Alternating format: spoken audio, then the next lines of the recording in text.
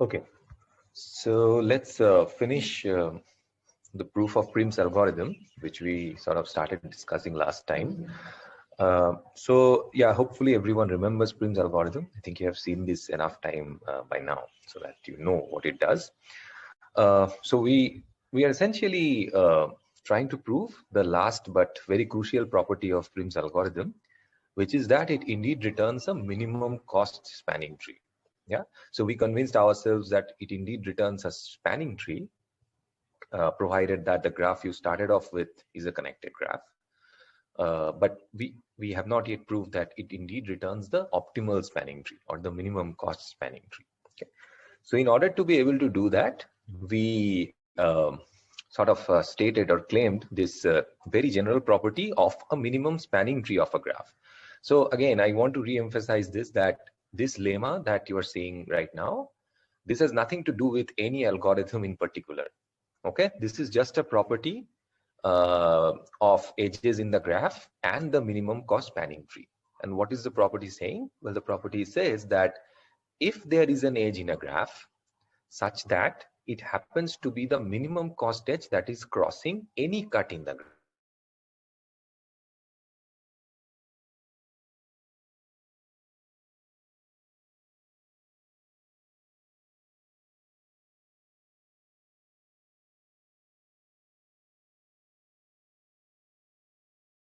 No sound?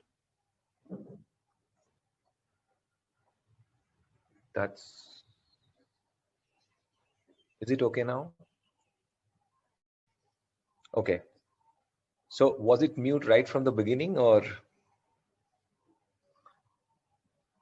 Okay, I will repeat. I will repeat again. I will repeat. Yeah, sometimes Zoom becomes too much intelligent and thinks that the fan is me or something. Okay. Okay, so what I was saying is that this property that we are proving, this does not have to, as such, this does not have to do anything with Prim's algorithm itself. Yeah, it's a general property of a minimum spanning tree of a graph, which states that if there is an edge in the graph such that it happens to be the minimum length edge that is crossing some cut in the graph, then this edge necessarily should be part of a minimum cost spanning tree.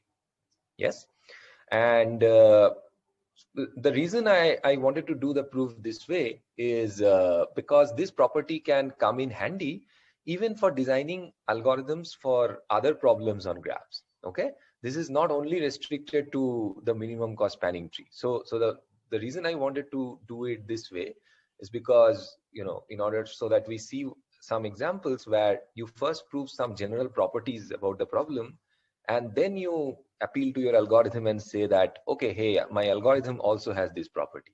Okay, so and just as a maybe a heads up, you will need this property for one of the problems in your next homework. Okay, not maybe exactly this property, but a very similar property. Okay, so it's only better if you can understand this very well. All right, so we saw a few examples of this lemma in action, but there was one question. I mean, it was not really a problem, but somebody had asked that, okay, so Harsh has started the lecture. Let's talk about this towards the end. Okay, yeah, we can talk about those things later on. Yeah, it's very problematic if I switch between these discussions and the lecture. Yeah. Okay, so now so there was a question where somebody asked. So remember the example. So we took this graph as an example, and we saw this lemma in action, right? So this so for example, if you look at a particular edge, so let's say the edge which is of course 3. Then why is this lemma in action? Well, this lemma is in action because this edge 3, it happens to be the minimum cost edge which is crossing the cut which has E on one side and everybody else on the other side. Okay, but somebody had asked this, that okay, in this example, if I look at any edge, then it also happens to be the minimum cost edge that is incident on one of the vertices. Yeah. So which is true. If you look at the green edges in this graph, then each of these happens to be the minimum cost edge that is incident on some sole vertex. Yeah. Take any one. Like if you take the edge 5, then it's the minimum cost edge that is incident on C. If you take the edge 4, it's the minimum cost edge which is incident on F, and so on and so forth. So they wanted an example where this lemma is kind of in action in a more non-trivial way, that you really have a cut which has at least 2 vertices, and the edge that is included in the spanning tree is indeed the minimum cost edge crossing this cut. Okay, so I will just show, I showed the example last time, but I think many of you had left by then. So the example can look something like the following. So suppose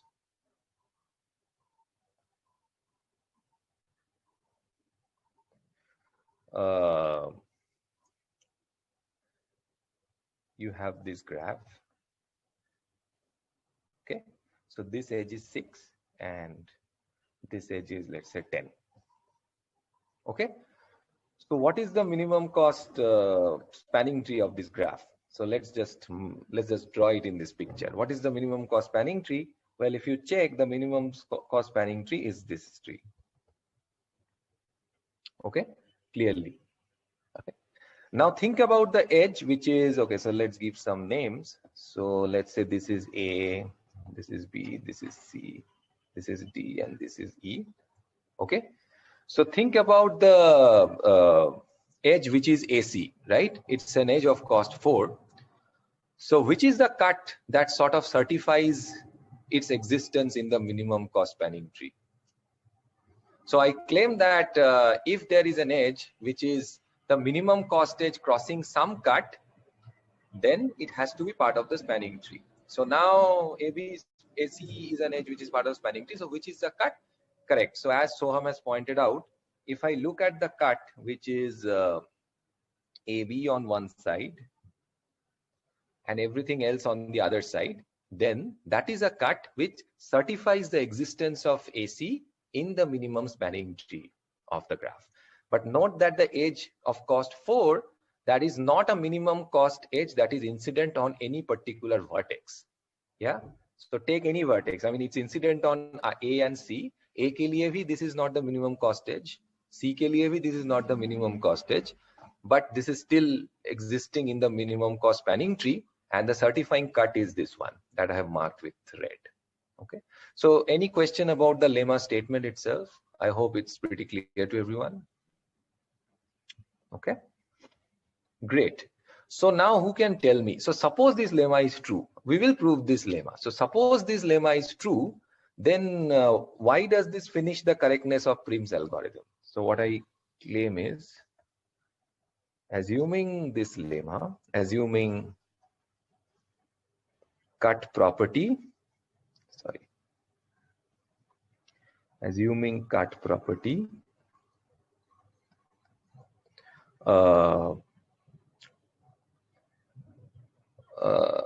Prim's algorithm returns the MST. So if I assume that this lemma is true, then why can I conclude that Prim's indeed returns the minimum cost spanning tree of the graph?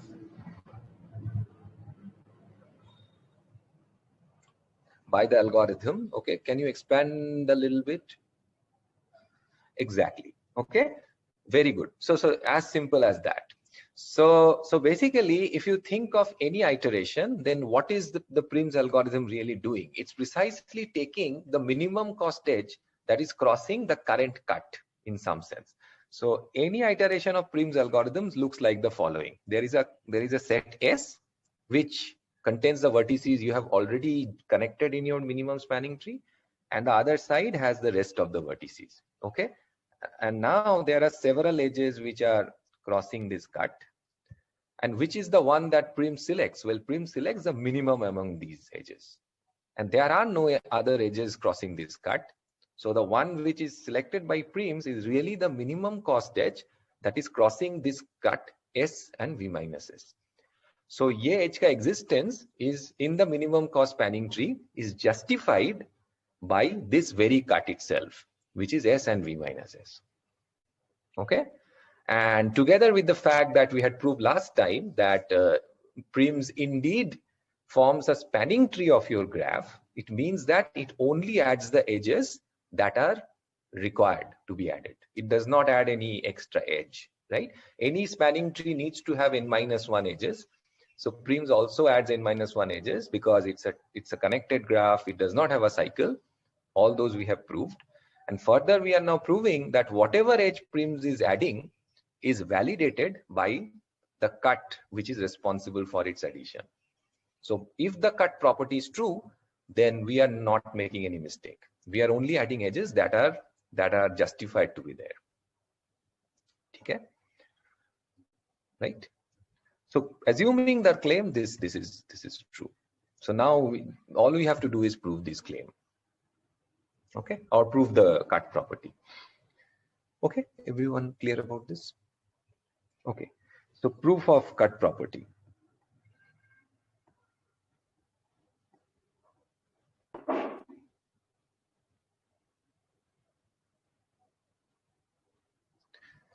So how do we prove cut property? Yeah, so as you will see, this is again nothing but an exchange argument in action. Okay, and in fact, as I have said before, that you can prove the correctness of Prim's algorithm even without separately proving this property about minimum spanning trees in general. You can just do an exchange argument appealing to the algorithm itself. Okay, but the reason I'm doing it this way is just to show you that this property is independent of the algorithm itself. Yeah, and it can be useful for solving some other problems as well. Yeah. Okay, so what is the claim? The claim is that now, so suppose there is an edge. Suppose there is an edge,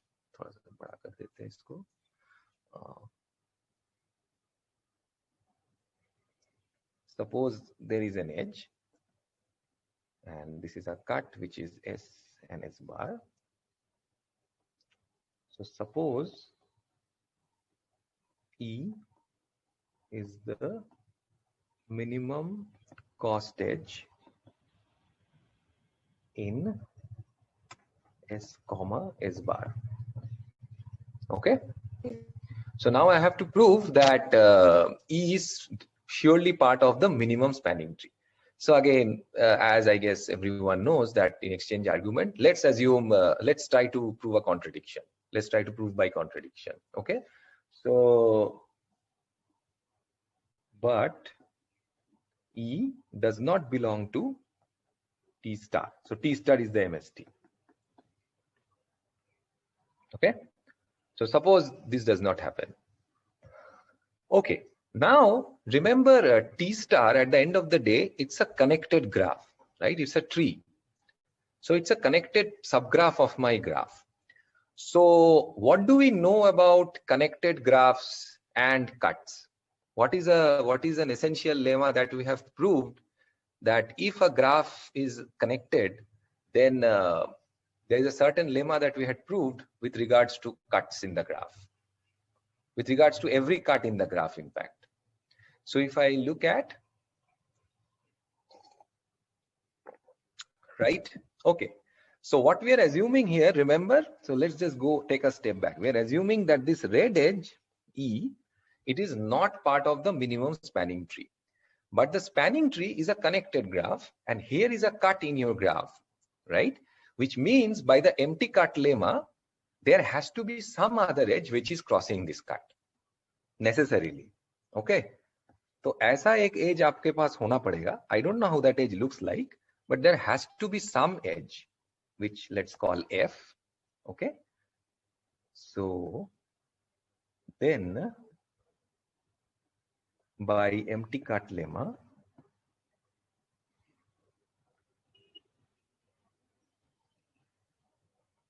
there exists F belongs to the spanning tree, which is the minimum cost spanning tree.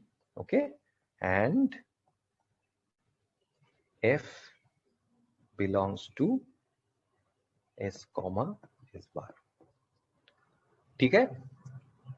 Everyone clear about यहाँ तक कि अगर E नहीं है आपके spanning tree में तो there has to be some other edge F which exists in your spanning tree, in your MST, right? Because it's a connected graph. So now I will do an exchange. So I'm just building another tree, right? So let T prime equal to T prime minus F union E. Okay, ठीक है? And now clearly cost of T prime is less than the cost of, sorry, this is T star. ठीक है? Why? Because, well, E is the minimum cost edge that is crossing this cut. Yeah, since cost of E is less than cost of F. So you started with your optimal solution, which is T star, but now you have produced a lower cost tree, which is also a spanning tree, which is a contradiction. Is this proof correct actually? Okay, E does not belong to T star. Yeah, so that's our assumption, right? So we are trying to prove that E actually has to belong to T star. So suppose for contradiction that E does not belong to T star. But then I claim that because T star is a connected graph and because S comma S bar is a cut in my graph, then by the empty cut lemma, there has to be some other edge which is crossing this cut. वो edge E तो नहीं है because E is not in T star by your assumption. So there has to be some edge F which is crossing this cut. Now I am just exchanging E and F. Yeah, and I have built a lower cost tree. So that's a contradiction because you claim that T star is the minimum cost spanning tree, right? But I am claiming that T prime is a tree which is of even lower cost. So that's the contradiction. ये typical exchange argument में जो होता है. But is this proof correct?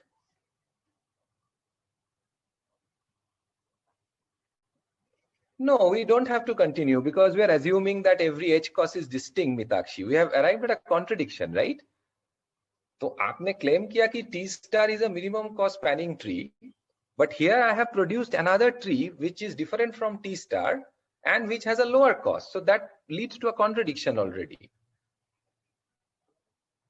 Will it be correct to say that F is the only edge between S and S bar and also in T star? But that's not needed in the argument, right? All I'm saying is that there exists some edge F. मैं उसको introduce करूंगा और sorry उसको हटा के ये red वाला as को डाल दूंगा.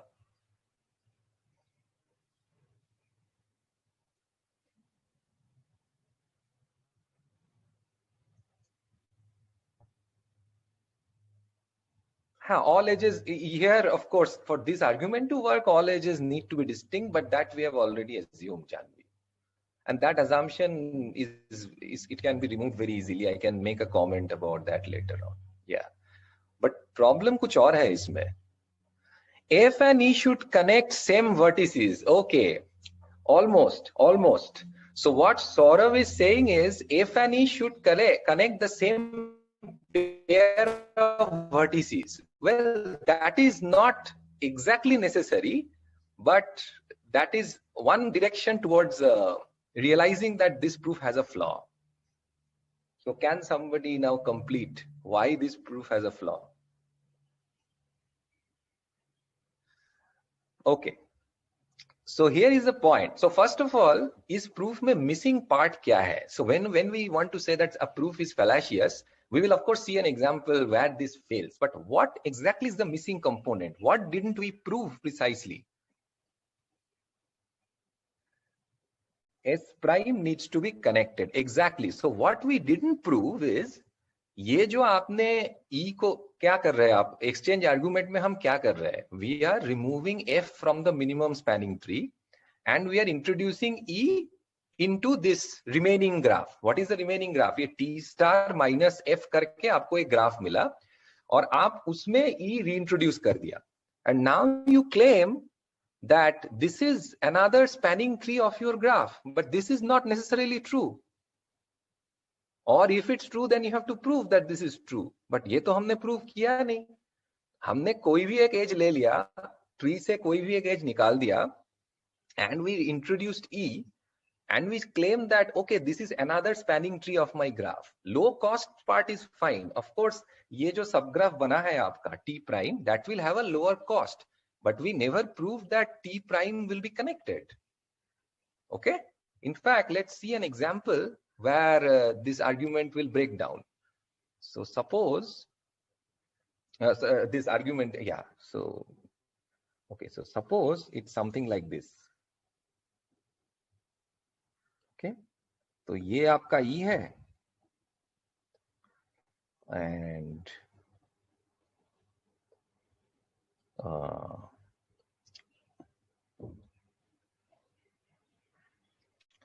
ठीक है, and let's say yeah, so let's say this white thing is your T star.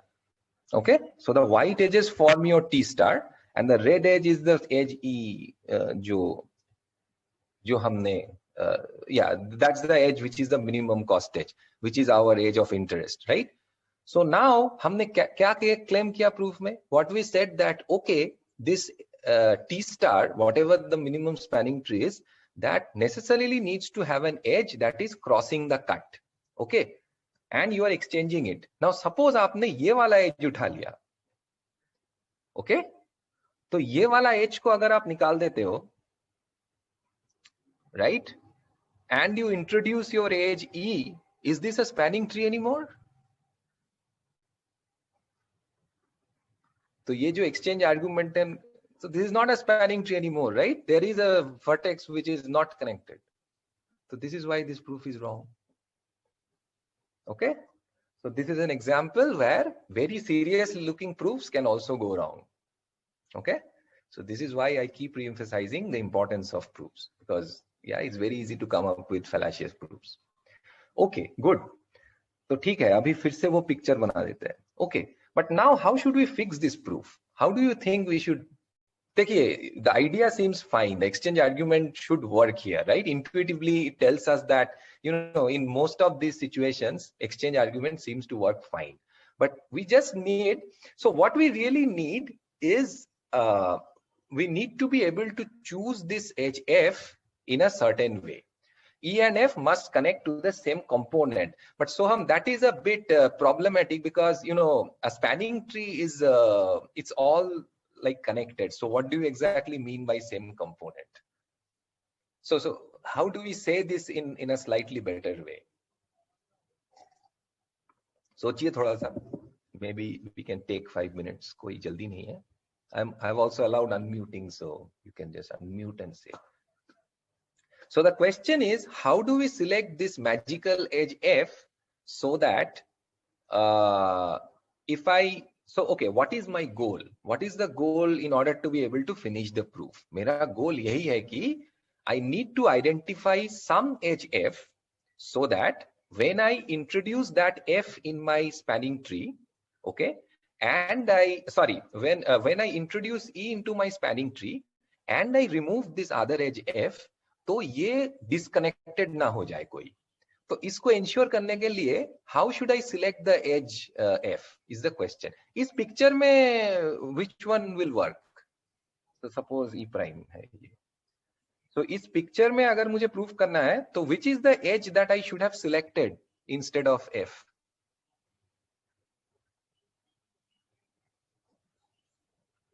Right? So remember, if in our proof we have selected the edge E prime, तो ये problem नहीं होता हमारा. Then तो this graph will still remain connected. You can see that, right? So instead of removing F and introducing E, if we remove E prime and introduce E, तब तो मेरा काम हो जाता. Then it's still a connected graph. So what is so magical about E prime compared to F, so that this proof is going through?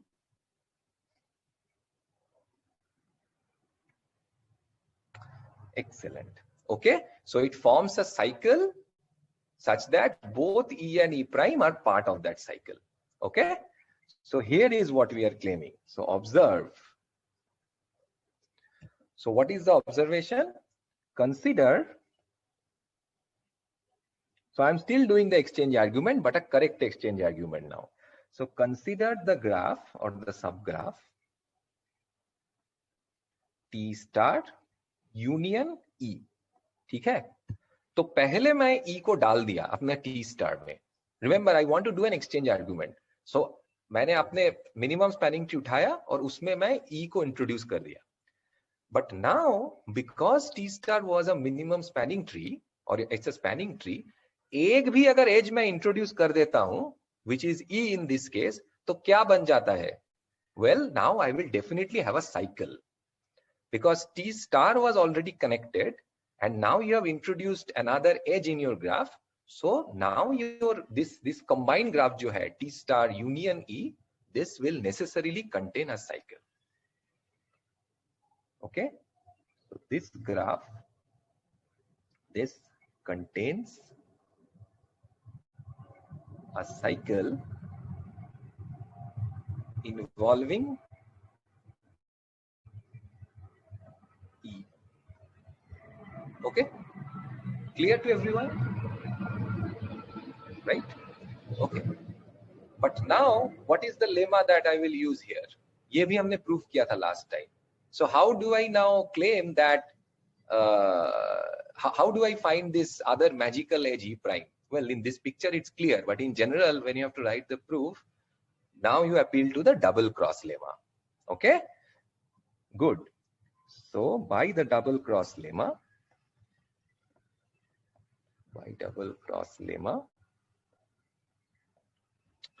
there exists another edge E prime in the cycle and crossing SS prime. Okay, ठीक है, तो वो वाला as मैं identify कर लिया अभी. Okay, now I define T prime to be T star union E minus prime. ठीक है, and this graph has to be connected क्योंकि आपने एक साइकिल से एक एज को रिमूव कर दिया आपने, तो this cannot disconnect your graph. Okay, so implies T prime is a spanning tree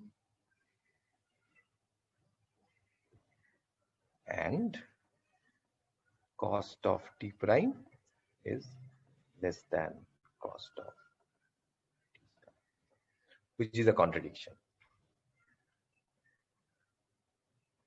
ठीक है, तो ये पार्ट तो सेम है because you know हमारा पहला वही था कि so the property of the edge E is that it's the minimum cost that is crossing any cut. So this is still true. The only thing that the hole there was is that this T prime was not a spanning tree previously, but now we have fixed this by taking this cycle and all that. Okay, clear to everyone?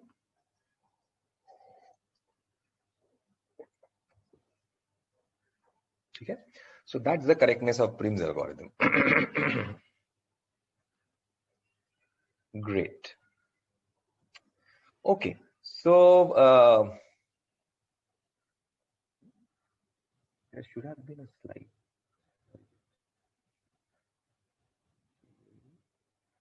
That's weird. Anyway, doesn't matter. Okay, so what I wanted to do was, okay, what is that dash in, which dash? What is that dash in T prime equation? This is minus, this is set minus. This is like, this is set minus. Set difference. So you are, so this, you are removing a singleton set and adding a singleton set, right? Ha, but not the minus, matlab, yeah, it's set minus basically.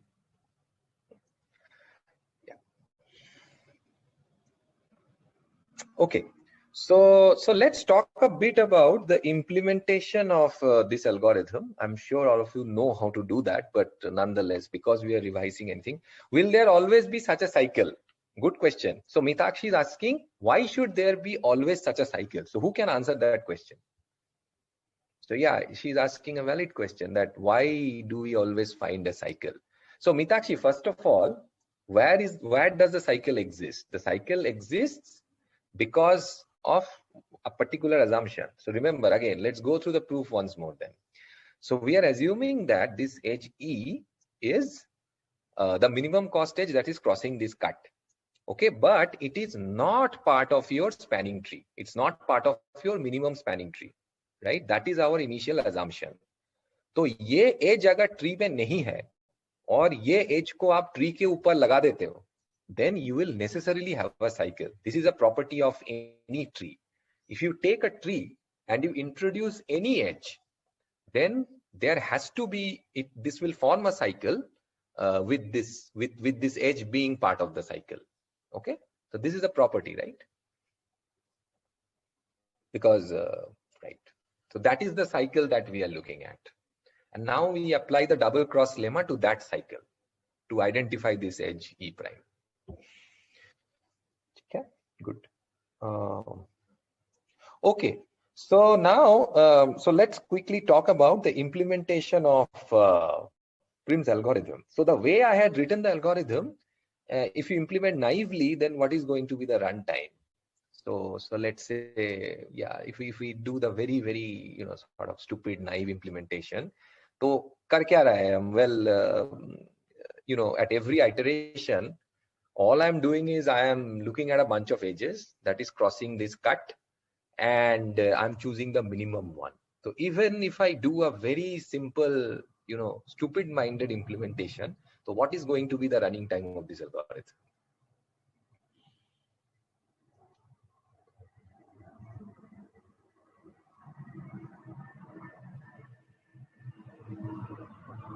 Runtime.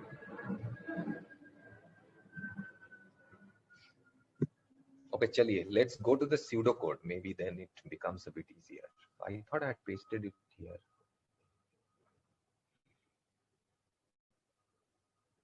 Oh gosh,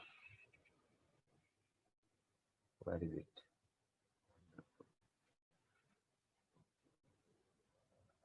यहाँ पे है. Okay, so suppose this is your algorithm. Okay, so Vishwajit says it's order E times V. Well, why is it order E times V? Because how many iterations will the outer loop have? Well, we had proved that the outer iteration will go on till you have added all the vertices in your graph to the set S. So you belong with a single, you begin with a singleton, which is S equal to V, and you keep doing this, and we had proved that this will not stop until you have added all the vertices in your graph in the set S, assuming it's a connected graph. Okay, so the outer loop will run for V number of iterations, and inside each iteration, what you need to do is verify a bunch of edges and find the minimum one.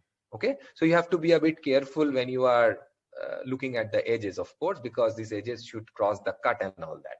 But that verification can be easily done. So you just need to maintain some sort of a bookkeeping which says कि कौन सा vertices अभी S में है और कौन सी vertices S में नहीं है. So whenever you see an edge, you know whether the endpoints are, they are matching or not. Like, yeah, you can maintain some sort of a boolean, right? But that's okay. So barring, so yeah, modulo those details, it's very clear that it should take E times V runtime. Okay, but should we be satisfied with that is the question. And if not, then how do we improve the runtime? So naive is order E times V. Yeah. So how do we improve upon the runtime?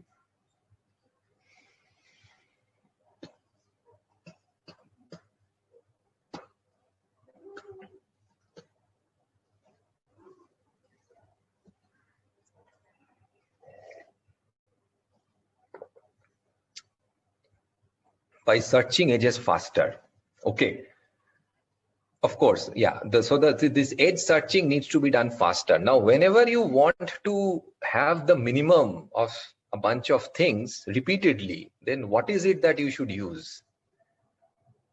So this should become a reflex by now. Okay. So whenever आपके पास कोई भी programming आप कर रहे हो, कोई भी problem solve कर रहे हो, जहां पे आपको रिपीटेडली मिनिमम ढूंढना है, the first thing that you should attempt to do is to use a heap or a priority queue. Okay, you should try to do a mean heap. क्योंकि extraction of minimum is very easy in case of heaps. Okay, and the other operations are also not too expensive. They are kind of logarithmic in the number of elements that are in the heap. So how would you use heaps here? What will your heaps contain and how will you pull it off? And what is the runtime going to be? Yeah, so the idea is use heaps.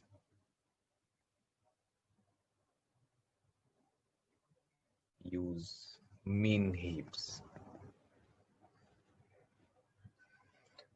So what will I store in the heap?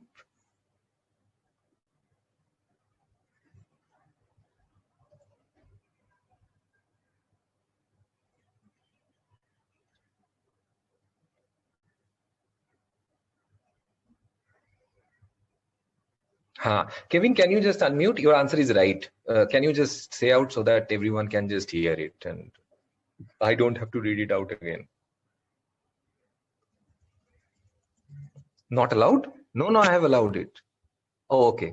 Now I have allowed it. Sorry. Hello, am I audible? Yes. So whenever we add the vertex, we see that we run through all its edges which are going out from S to V minus S, and then we add it to the heap, and from that we extract one by one. Right. Okay. So what Kevin is saying is the following: that remember what is your algorithm doing? Where your algorithm has this set S and V minus S.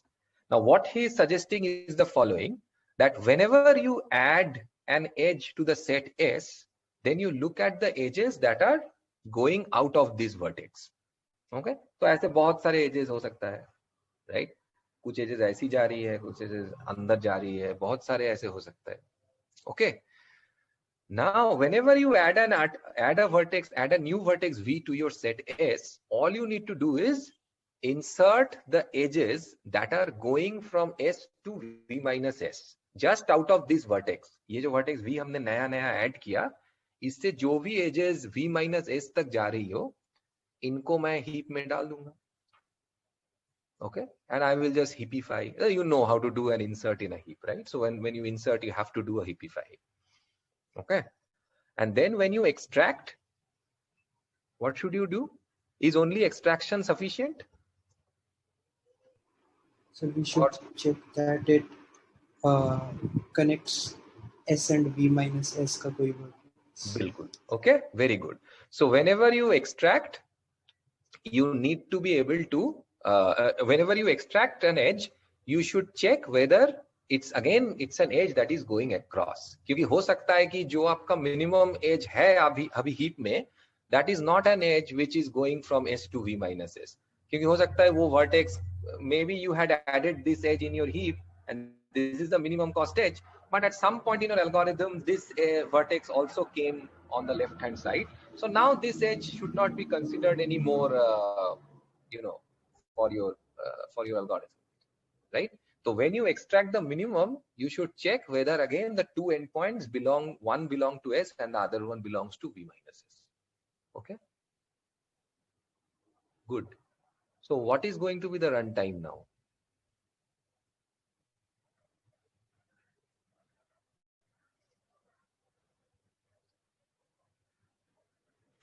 So the idea is use mean heaps, insert an edge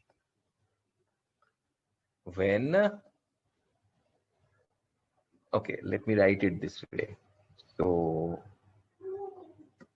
when vertex V is added to S, insert all edges from V to V minus S in heap. Okay. And the final idea is extract min and check if E crosses the cut. Okay. This, remember, you can easily do in order one time by maintaining some extra information. कि जो vertices है वो S में है या V minus S में नहीं है, वो check करना is very easy. Okay.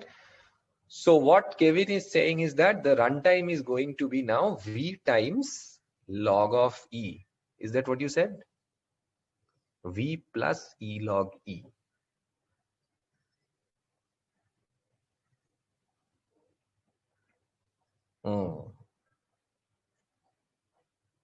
So which one is correct?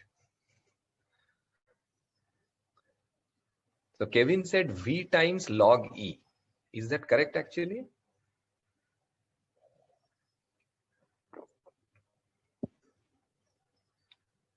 Okay. So the point is now we cannot be counting the outer loop separately and see what is going on inside and multiplying them. That will not give us the tightest possible or the correct answer necessarily, right? So the way you should look at it is the following, that, so I mean, it's very clear that the runtime is dominated by these heap operations. Okay. So the question is, how many heap operations are you doing in the worst case? So remember, ये heap में मेरा क्या होगा? So heap में ultimately what is going to happen is every edge is going to enter your heap exactly once, right? Because once it enters, it will stay, and at some point it will go out, and once it goes out, it will never come back. So in your entire run of the algorithm, every possible edge in your graph, okay, will enter the heap at most once, right? And every time it enters, you might have to do a heapify. Okay? So you need log E amount number of operations for each insert. Similarly, when you extract somebody out, फिर आपको log E operations चाहिए होगा. Okay? But again, every edge is extracted from the heap exactly once. तो वो तो enter भी एक बार ही होगा और extraction भी एक बार ही होगा. So for each edge, you have log E amount of operations because of the heap structure, and the total number of times that can happen is, let's say, 2 times E or something. So it's roughly going to be 2E log E, and then there should be a plus order V. Why? Because you are doing all these operations on the vertices, right? So you are maintaining, which one is in S, which one is V minus S, and so on and so forth. So you need to do some operations on the vertices. So let's say we spend another order V there. Okay. So it's going to be order E times log of E. Asymptotically, this is the bound. Okay. Everyone understands this? Right? Now, said that, typically in textbooks, and I don't know, maybe in your data structure course, people use another implementation. Okay. So there, instead of keeping the edges in the heap, they keep the vertices in the heap, right? So what you have is some kind of a label to your vertex. Yeah. And what does the label say? Well, the label is as follows. So for any vertex, you keep a label which maintains the minimum cost edge that is incident on this edge and that is crossing this cut, okay, at any iteration. And then you maintain a heap on those labels. Okay, so probably you have seen this implementation in your past courses. That is also a valid implementation, and that will also have a similar running time. But the reason I just showed you this, because when you see Prim's algorithm for the first time and you want to go from the naive implementation to the smarter implementation, I think this is the one which should naturally come to your mind, because the other one is slightly more smart. I mean, I don't think it will come to someone's mind immediately. Okay. The second reason is that when we talk about Dijkstra's algorithm, we will see that there we will maintain a heap where we will keep inserting the vertices, and it will be a very similar implementation, but instead of edges, there we necessarily need to insert the vertices. Otherwise, वो काम ही नहीं करेगा. So that implementation we will defer till we talk about Dijkstra. But for prims, this is enough. So you can just maintain the edges. The heap operations, very good. Great. So what we are doing is the following. See, remember, we are starting with an empty set capital S, right? Not an empty set. So suppose we start with an empty set. So every iteration में क्या हो रहा है? What we are doing is we are inserting one new vertex to the set S. तो एकदम शुरू में क्या हो रहा है? एकदम शुरू में there it's empty and you have just added your source vertex, which is V here in this code. So as soon as you add V, what will you do? Well, what you will do is you will look at all the edges that are incident upon V. And because at this point V is the only vertex that is inside capital S, all the edges are crossing your cut. तो ये सारे edges को आप heap में डाल दो. ठीक है, एक heap बना लो ये सारे edges लेके, right? What will happen in the next iteration? Well, you extract the minimum, and in general, you should now check after extracting whether this edge is actually going across the cut. First iteration में वो तो होगा ही होगा, because there are no other vertices in S. The only vertex is V. So first iteration में this check is redundant, but you have to do the check nonetheless. Okay. So that you check and you take the minimum, and जो करना है आपको कर लिया वो आपने. So you added the other endpoint to your set S. Okay, that's what your algorithm is saying. Now, once you have added this vertex to your set S, now you need to change your heap. Why? Because now some new edges have become potential candidates to be considered in the next iteration. और वो edges precisely कौन सी edges है? Which are the edges? Which are the new edges that you should be looking at? So I'm asking you now, because you had raised the question. So when you add a new vertex S, which are the new vertices, which are the new edges that become potential candidates for further iterations? जो पहले नहीं था आपके heap में. The edges from this new vertex which are going across. Yeah. Because there could still be some edges. तो okay, तो ऐसे हो सकता है कि, so maybe there was a vertex V और यहाँ से ऐसे edges आ रहा था. तो ये edges already heap में है. ये edges क्यों heap में है? क्योंकि these vertices had already been added to the set S in previous iterations. So these edges, so we don't care about. They are already in the heap or they have been extracted and thrown out. But ये जो नया edges है, these are not part of my heap still. So whenever I take V on the left, these edges become exposed and you just add them to your heap. Okay, that's the insertion part.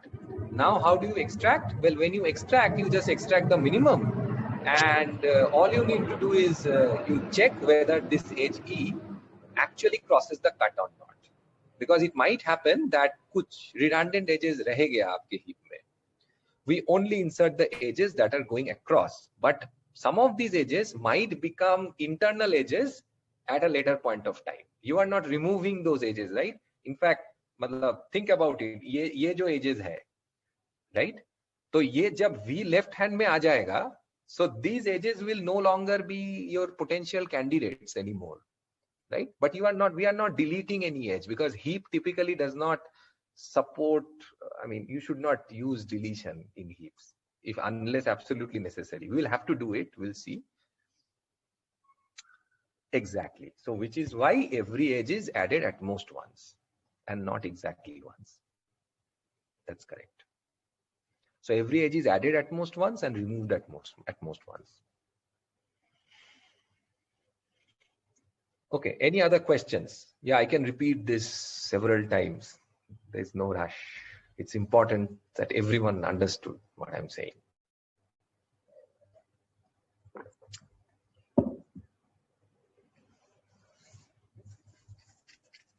All right. Great. ठीक है. So if there are no further questions, तो ठीक है. So let's take a if at a later point of time the mean cost in heap is an internal edge, then we keep extracting. That is absolutely correct, Srijan. So we have to keep extracting until we find a valid edge. What is a valid edge? जिनका दो endpoint दो side में है. So yeah, you might have to do several extraction in a specific iteration. That's true. But every edge is extracted exactly once. So overall, you won't be doing more than E log E many extractions. Sorry, you won't be spending more than E log E time. Okay. Okay, so I will start the shortest path today, but let's now take a 2 or 3 minutes break and, address Harsh's concern. So yeah, I would be very honest. I did not realize that it's a holy weekend, honestly. So what do you want? So do I just extend the deadline, or should I pull down the lab and post it at a later point of time? Whatever you say, I will do. Because yeah, honestly, I did not remember that it was holy. First, matlab, extend the deadline. अच्छा, करना start कर दिया. ठीक है. So how much? Okay, 2-day extension is fine. So now the deadline was Monday 10 a.m. So I will keep the deadline to be Wednesday 12 p.m. Is that okay? थोड़ा तो पढ़ाई कर लीजिए. क्या होली है क्या? मतलब पूरा वीकेंड वो करेंगे क्या? ठीक है. Perfect. Yeah. I am really sorry. I did not realize it's a holy because of the strange situation this time. But you are not supposed to play holy, right? Police पकड़ेगी आके. Okay. Good. नहीं. Of course. I am not devil enough to ask you to do coding on holy. Yeah. I honestly did not. When we did this, we did not realize, and none of the TAs pointed out. Yeah. So okay, good. So I will extend. And I decided to post the theory homework today, but maybe I will defer that till Monday so that you have more time to work on it. Okay, so good. So now let's get started with shortest path. So we will start with an algorithm which you already know, but I will again go through the proof of correctness a bit slowly. So I will rush through the algorithm a little bit because I think you already know this algorithm very well. Okay, Kevin. I think it won't hurt to add all edges of an added vertex because yes, exactly. No, Kevin, but the point is when you are looking at a new vertex, then the edges that are inside, those had already been added previously. So Kevin's question is, it won't hurt to add all edges of an added vertex. But what does it mean, all edges? देखो, एक vertex अगर आपका ऐसा है, right? ये आपने अभी add किया, और ये आपका set है S, ये V minus S है. तो बस दो तरह का edges ही हो सकता है. एक edges तो ये internal होगा, और बाकी edges ही external ऐसे होगा. Now the point is, these edges, they are already part of your heap because they had been added when these vertices were added to the set capital S. तो ये आपको फिर से देखने की जरूरत है नहीं, या add करने की जरूरत है नहीं. Yeah, so you only add these new edges. ठीक है? In fact, you should avoid that because otherwise you would add an edge 2 times unnecessarily. Yeah, you don't need to do that. I mean, asymptotically it won't hurt you, but that's faltu mein more operations, right? Okay, so shortest path. So everyone knows what shortest path is, right? So I have a graph, I have length on the edges, and I want to find the shortest path from a given source. This is very important. So we are not computing the shortest path now between every pair of vertices. That requires a different not a different algorithm, but yeah.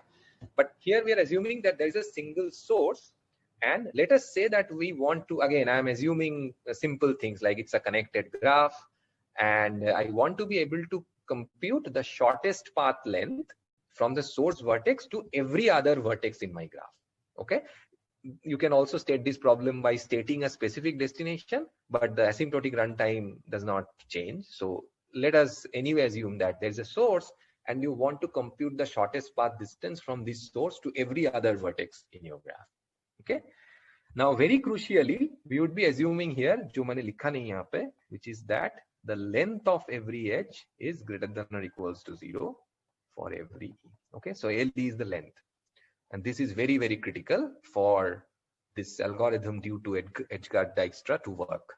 ये अगर नहीं है तो Dijkstra does not work, and we will talk about algorithms which works even if we have negative edges. So probably next lecture. Yeah, so there you will need something like a dynamic programming. This sort of a greedy algorithm is not going to work.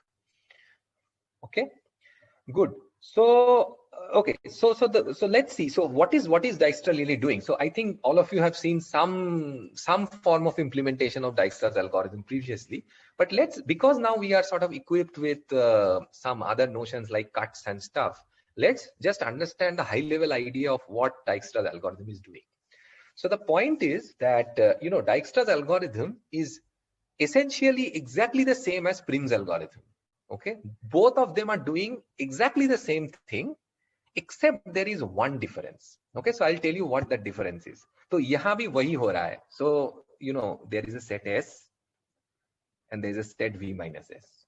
Okay, so ये S now so the first maybe difference is that there we said that because we want to find some spanning tree, I can start with any source vertex. But here, of course, it's quite natural that because I'm trying to compute the distances from a given source, so वो source से ही I should start, right?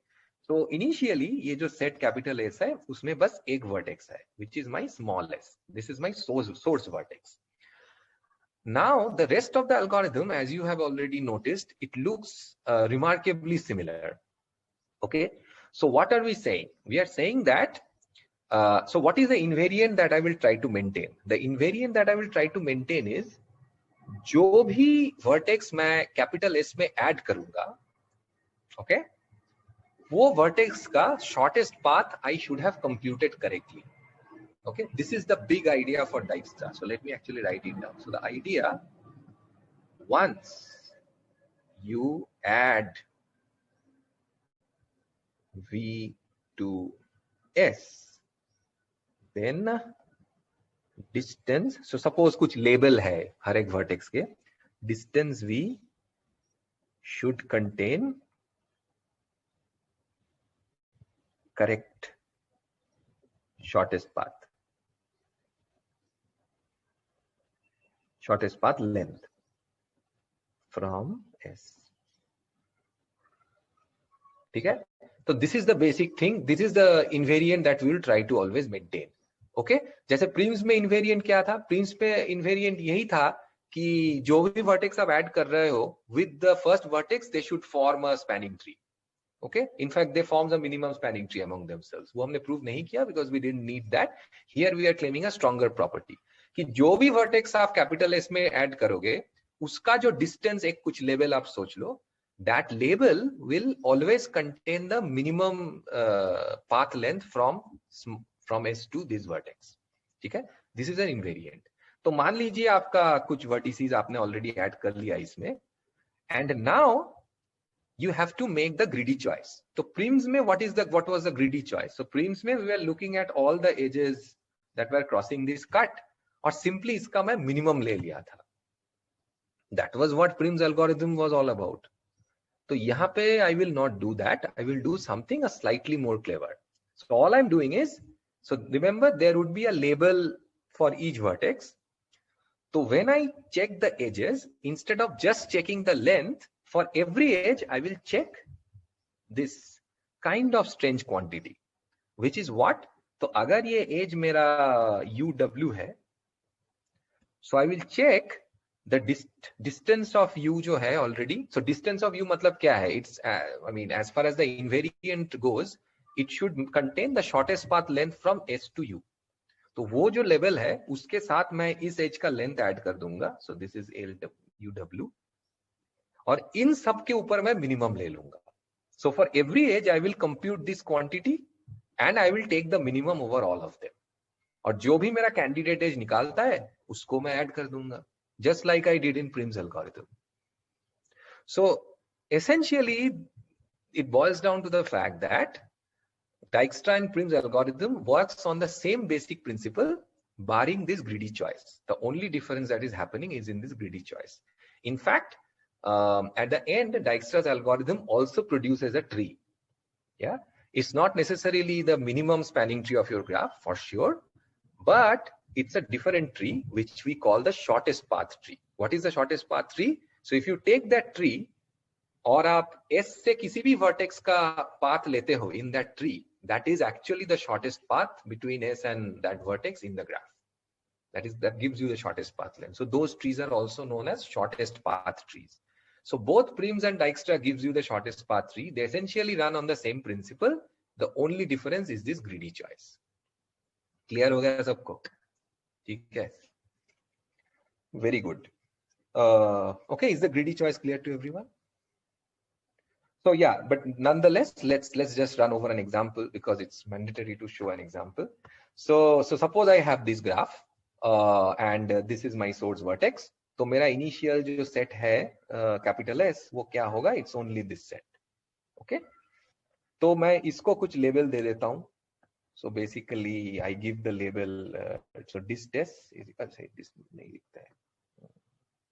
Actually it's on the next slide. Yeah, good. Okay.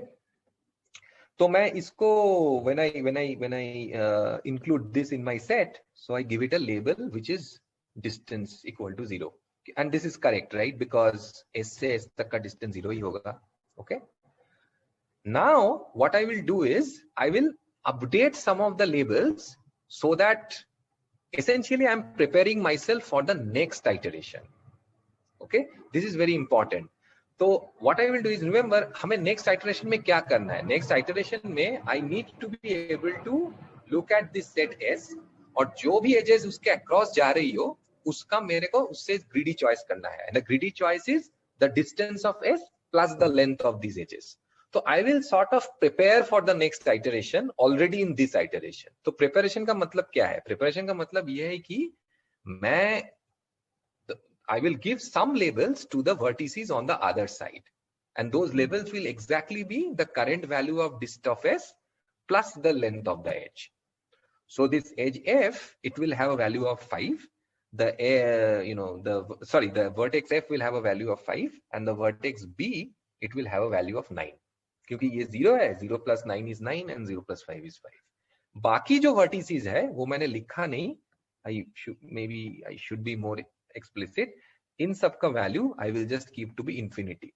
What does infinity signify? Infinity means that the shortest path length जो हमने अभी तक compute किया, that is still infinity. Okay, because I have not reached those vertices from S clearly, so they are still infinity. So I don't have any path in my algorithm. I don't have any path from S to E or D or A. Okay. So now I have prepared myself for the next iteration. So which is the greedy choice that I should make for the next iteration is the question. Which is the edge that I should be considering? देखिए edge मतलब vertex ही है. So either you can call it the vertex or you can call it in terms of the edge. So you can either say that I choose this edge or you can say that I choose this vertex. Yeah. So clearly I should take the vertex which is F. Why? Because ये जो edge है मेरा SF, that has the minimum वो जो quantity था मेरा, जो greedy choice था, dist plus L of UV. Okay. So clearly the new vertex that I'm going to add to my set is the vertex F. Yeah. So now my set becomes like that. So this is my set S now. Okay. But now remember, I should be doing some other operations. What should I do now? Remember, I want to prepare for the next iteration. So what should I do now?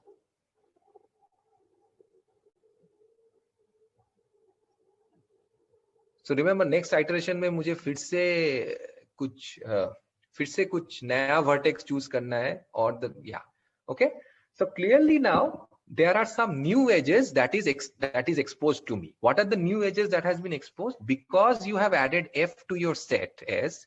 Now these three edges FE, FB, these had been the two edges actually. FE and FB, they have been newly exposed to you. These were not previously exposed. You didn't know about these edges. Now you know about these edges because F has been added to S. Well, when I say no, it means that they did not cross the cut.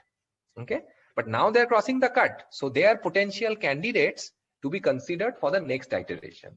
So what I will do is I will reflect that through the labels of these vertices. Okay. तो क्या करूंगा मैं? Well, I will update the label of E to be 11. Why? Because इसका dist, so this was dist F. Okay, तो इसके साथ I will add 6 and so इसका label मैं update करके 11 बना दिया. Okay, now an interesting thing happens for the vertex B. Why? Because remember पहले इसका label था 9, right? Why? Because I was considering this edge only. That's the only edge that I could have considered incident to be incident on B. But now I have another new edge which is exposed, which is this edge FB, right? And if I consider this edge, so then this quantity dist F plus this edge, this happens to be 8, which is less than 9. So next iteration may, of course, if anyone is a candidate, it should be the edge FB and not the edge SB, which is why I have updated the label of B. ठीक है? तो अगर मेरा cut है current, so it's very clear that this edge which was of length 9, that resulted in a label of 9 previously. तो वो तो consider होगा ही नहीं, because now I have another edge which is also incident on B, but which is creating a label that is of a lower value. तो मैं उसको update कर लूंगा. Okay, so this is all preparation for the next iteration. So next iteration में क्या choose होगा? Well, obviously, you know, ये लोग तो अभी भी infinity है. Okay, so the only new thing that you can select is the vertex B now. Yeah, so that's what you have done, right? So you have selected the vertex B, and that is now part of your set. तो ये हो गया आपका part of the set. ठीक है? And now once you have done that, again I will do a series of updations. तो क्या क्या update हो जाएगा? एक तो हमारा ये अभी इसको कुछ वैल्यू मिल गया. ठीक है? हाँ, A and D. क्यों? Because इसका वैल्यू 8 है. So I will consider this edge now. So ये edge मैंने जब consider किया, तो 8 plus 1 becomes 9 here. And I will also consider the edge which is BE. Yes? और BE जो edge है, तो अभी E का लेवल क्या बन जाएगा? ये 10 बन जाएगा. Right? So this should be 10. Yeah? So I think, yeah. So that's the correct picture now. Okay? ठीक है? Great. Any questions so far? Right? So this is the cut currently. So इसके बाद, which is the guide that you will take? Well, it's very clear. You will take the vertex which is A. Okay? तो ये A मैंने add कर लिया अभी. So now your set becomes this thing. This is your set S. Okay? Again, in preparation to the next iteration, what I will do is I will update some labels. And what are the only edges, new edges that I have to look at? Well, I have to just look at the edges that are going out of A to the edges that are in V minus S. और ऐसे दो ही vertices है, बस D है और E है. तो D का मैं update करके 11 कर दूंगा. और इसका क्या होगा? इसका कितना होगा वैल्यू अभी? 9.5. ओके, तो ये पहले इसका लेवल 10 था, but now I can make its level to be 9.5. तो हो गया ये 9.5. ठीक है, तो that's it. I think yeah now everyone understands how the algorithm is going to proceed. So इसके बाद ई ऐड हो जाएगा and then there is only one vertex left, so I will just add it. So this green thing gives you the shortest path tree of your graph, given the source is S. ठीक है? This is very similar to the the BFS tree that you create. Okay, so essentially Dijkstra's algorithm is some sort of a BFS. Yeah, it's a BFS with some cleverness because you have paths. Why won't this give us MST? Okay, so Soham, whenever you ask a question that why shouldn't this give us MST, the answer always is you should find an example where this will not give you an MST. That will convince you, right? So try to find a counter example where the shortest path tree will not necessarily give you an MST of the graph. Ab try karo, nahi hota hai to we can talk about this next time. But you should think of that's a great question actually. Why shouldn't it give us the MST? So first of all, Soham, you realize that so which is the okay? So let's discuss. So now that we have done proofs. So which is the property that we are sort of not maintaining? Which is the MST property that our algorithm can potentially violate as far as MST is concerned? So which is the property that Prim's was trying to maintain, but Dijkstra at least explicitly does not maintain this property anymore?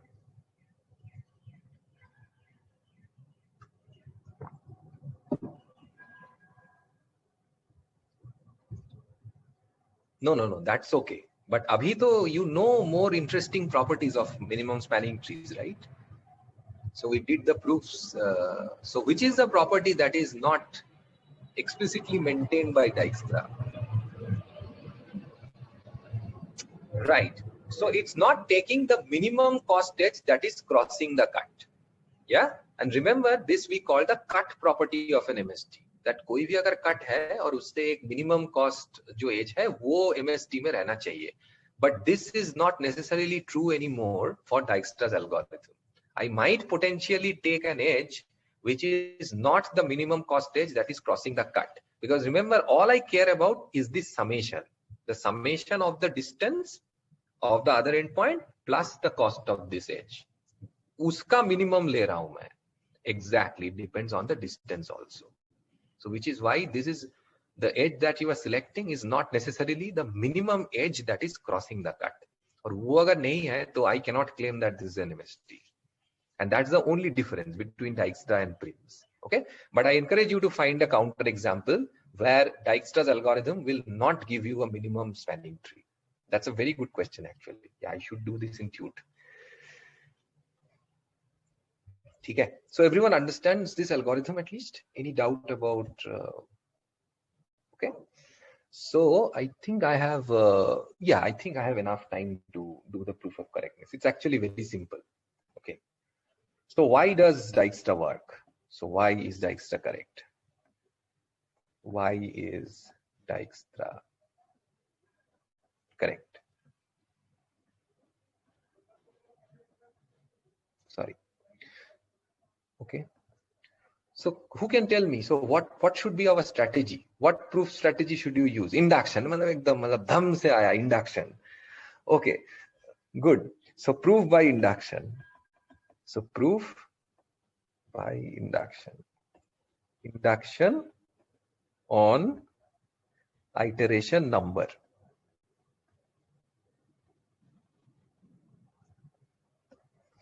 ठीक है? So what is the induction hypothesis? So PI should mean that at any iteration I,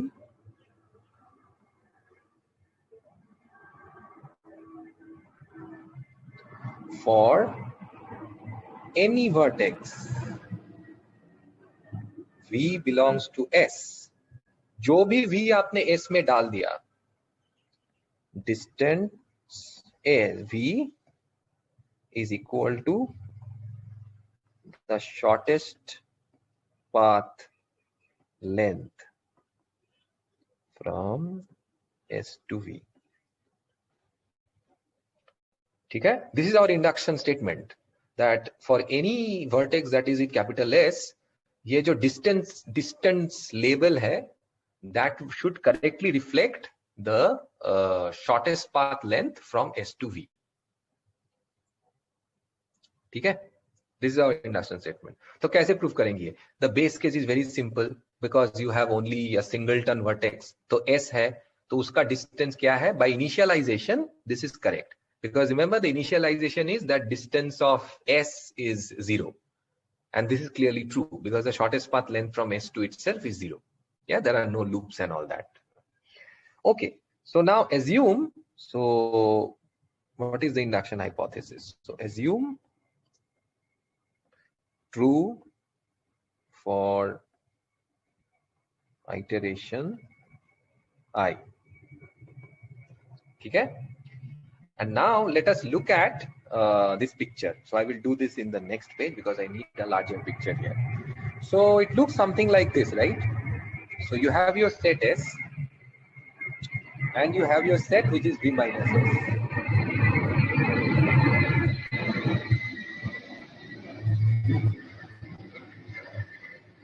Right? And suppose this is Vi plus 1. So what is Vi plus 1? Vi plus 1 is the vertex that is the candidate for being added to the set S in this particular iteration. So by induction hypothesis, I assume कि बाकी सब के लिए ये true है, right? Okay, but now of course there is some vertex U here which is sort of responsible for the current distance label of Vi plus 1. Okay, so the distance, okay, so dist of Vi plus 1 is equal to dist of U plus the length of UVi plus 1. Correct? And now and this is the minimum among all the vertices that are in. तो यहाँ पे और भी vertices है. तो ये जो quantity है, right? Yeah, and ये जो quantity है, the distance label, V plus 1 is the minimum one among them. Okay, equal हो सकता है किसी से, but that does not matter. Okay, but कम मतलब ज़्यादा नहीं है. Okay, so this is one of the minimum ones, right? ठीक है, everyone clear about where we are right now. So V plus 1 को I will now add to the set capital S. Okay, I'm going to add it to the set capital S, and I have to prove that ये जो distance label है, that is the correct shortest path level for the vertex Vi plus 1. Okay, so we will appeal to our usual friend, which is contradiction. So suppose not. Suppose ये जो path है, so what is the path? So I have S here, right? Now I have some path from S to U, which is entirely inside this set. Remember, that is the property of our algorithm. So जो भी path हमने compute किया है अभी तक from S to U, that is entirely in this set S, right? So I have to claim that this S to U tak and then this final edge U Vi plus 1, this is indeed the shortest path from S to Vi plus 1. So suppose this is not true. So agar this is not true, then there has to be some other shortest path, other path which is of length, which is of length that is, which is of length which is not equal to this thing, which is better than this thing. Okay. So how should that path look like? Well, that path can look like anything. Okay, I cannot say anything about how that path looks like, except that I can argue about some property of that path. Okay, so let's see how can that path look like. तो ये path कुछ भी हो सकता है. ये यहाँ से ऐसे जा सकती है, यहाँ फिर से यहाँ वापस आ सकती है, इधर जा सकती है, फिर से वापस आ सकती है, और फाइनली ये जाके यहाँ तक खत्म होगा. ठीक है, तो it can look completely, it can be a complete mess. Okay, I have no idea how this path looks like, but somebody tells me no, this is the shortest path. What you are saying is wrong. ये red वाला जो है ये shortest path है. So let's start examining this other claimed shorter path. Okay, तो ये shorter path क्या है फिर? Well, one thing is sure. So remember, there is a very crucial property of Vi plus 1, which is that Vi plus 1 is a vertex that is still in V minus S. So whatever your magical red path looks like, there has to be a final time. This is very, very crucial. There has to be a final time when this path will leave S and it will enter V minus S. और ये कभी वापस नहीं आएगा. इसके आगे तो बहुत बार ऐसे हो सकता है. Remember, this is the path we don't know about. This is not the path our algorithm is computing. This is some thought experiment, some path in the graph. Okay, but there has to be some point जहां पे ये path, so this vertex is u, so there is a final time when this path will leave this set S, and suppose u prime is a vertex which is the endpoint of this final edge. तो ये एक ऐसा final edge होगा. Okay, this is an edge, remember. And उसके बाद again there could be some part of the path which is completely inside v minus s. ठीक है, everyone clear about what I am saying here? So इसको भी नाम देते हैं, let's call this v prime. So all I am saying is any path from s to vi plus 1, it has to finally leave the set S at some point. It can leave, come back, but there is a final point where it will leave and never come back. So that point is u prime, that vertex is u prime, और उसका जो दूसरा end point है v minus s में, I am calling that v prime. Okay, so now let's compute the length of this path. Okay, compute the total length of this path. Okay, so ignore this for the time being. Okay, so what is the length of the red path? So length of red path. Okay, so इसके 3 parts है, remember? So I will break this length into 3 parts. What are the 3 parts? One part is the length of the part between s and u prime. ठीक है, तो ये जो लंबा वाला part है, so s to u prime एक part हो गया. दूसरा part क्या है? This single edge which is u prime v prime, and the last part is v prime vi plus 1. So I can break up this red path into these 3 segments sort of. Okay, so इसका length क्या हो गया? So this is equal to the length of su prime plus the length of u prime v prime plus the length of v prime vi plus 1. ठीक है, everyone clear about this? कुछ fancy नहीं किया मैंने, बस 3 part में लिख दिया इसको. Okay, now I claim that this is at least length of S U prime plus length of U prime V prime. तो ये जो लास्ट पार्ट है इसको मैंने सॉर्ट ऑफ इग्नोर कर दिया and I added an upper bound symbol. I said that this has to be at least as large as this one. Why is this true? So what property or what assumption am I using here? Very crucially.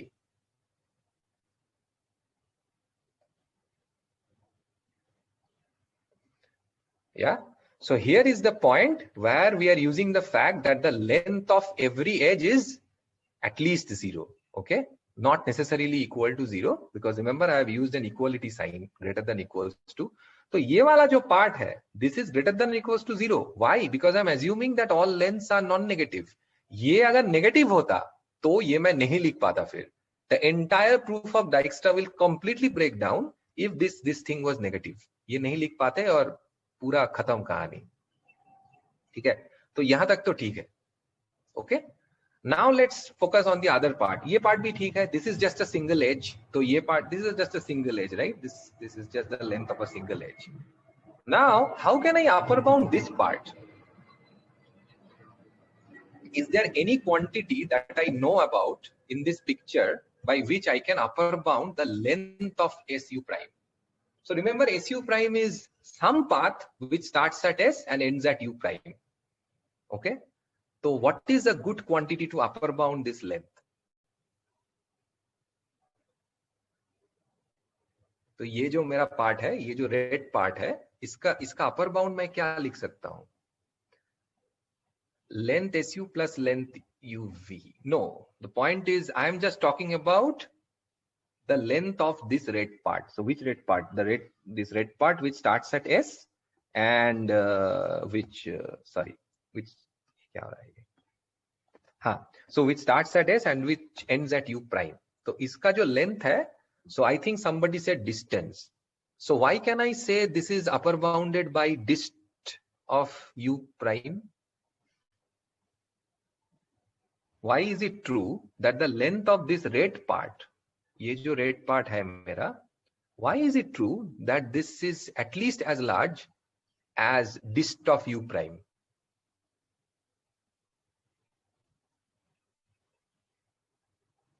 Very good. So here we appeal to the induction hypothesis because u prime उसमें है, u prime is in S. Okay, so this is at least as large as dist of u prime plus the length of u prime v prime.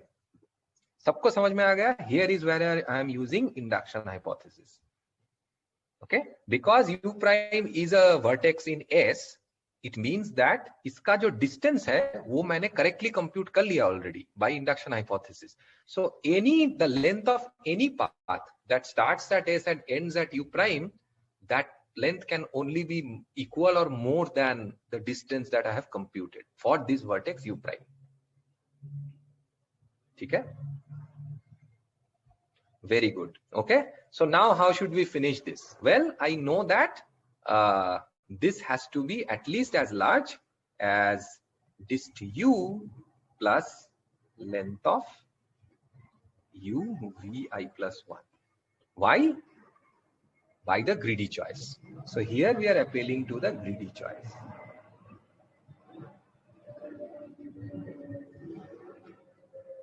Okay? Because remember, my greedy algorithm will select the vertex vi plus 1 that minimizes this quantity.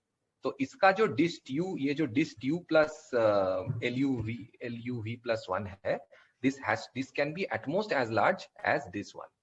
उससे बड़ा तो नहीं हो सकता. Okay, and this is exactly equal to your dist vi plus 1 QED.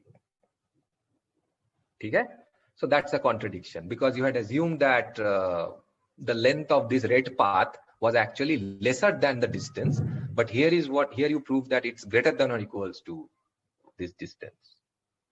Okay,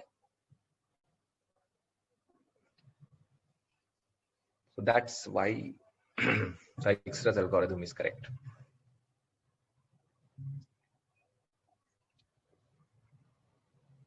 Questions?